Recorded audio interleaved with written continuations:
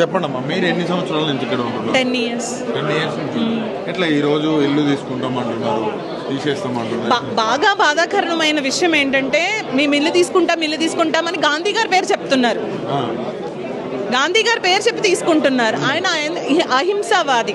ఆయన వేసుకునే బట్టల దగ్గర నుంచి మీకు తెలుసు ఆయన ఎలా ఉంటారో అందరికీ తెలిసిన విషయం. ఆయన పేరు చెప్పి ఆయన పేరు చెప్పి మమ్మల్ని ఒక అహింసావాది పేరు చెప్పి ఇంత హింస పెట్టి మమ్మల్ని ఇది చేయడం తగునా?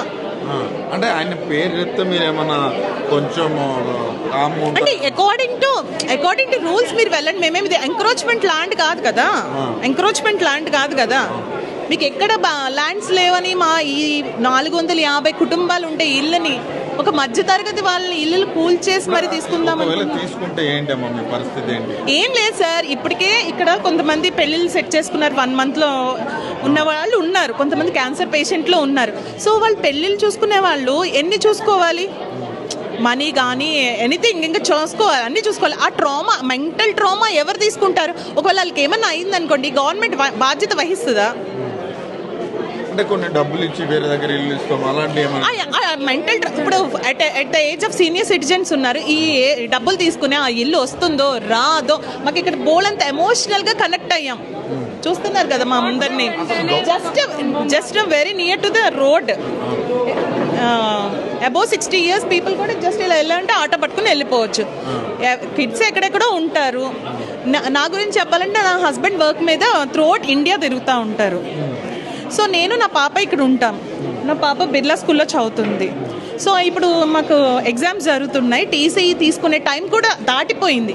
అంటే నేను ఇప్పుడు మీరు మమ్మల్ని ఇక్కడ నుంచి గెంటేస్తే నేను ఫుల్ ఫీ పే చేస్తే కానీ వాళ్ళు నాకు టీసీ ఇవ్వరు.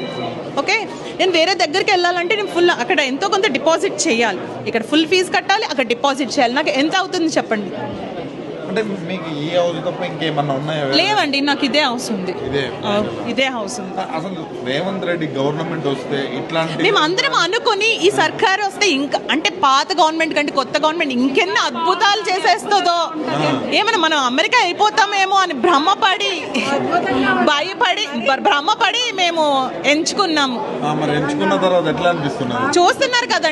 చూస్తున్నారు కదా మెంటల్ ట్రామా ఎంత ఉందో చూస్తున్నారు కదా. ఎగ్జామ్స్ కి ప్రిపేర్ చేయాలా? మహిళల్ని కోటీశ్వరాలు చేస్తా అంటూ మమ్మల్ని కోటీశ్వరాలు ఏం చేయొద్దండి. మాకు మెంటల్ ట్రామా లేకుండా మమ్మల్ని బతకని మాకు ఇల్లంటే ఉందనుకోండి, మేము మంచినీళ్ళు మజ్జిగో తాగి ఉంటాం. ఎవరికి తెలియదు కదా. ప్రశాంతంగా బతకనిస్తే చాలు. మా ఇంట్లో మమ్మల్ని బతకనిస్తే చాలు.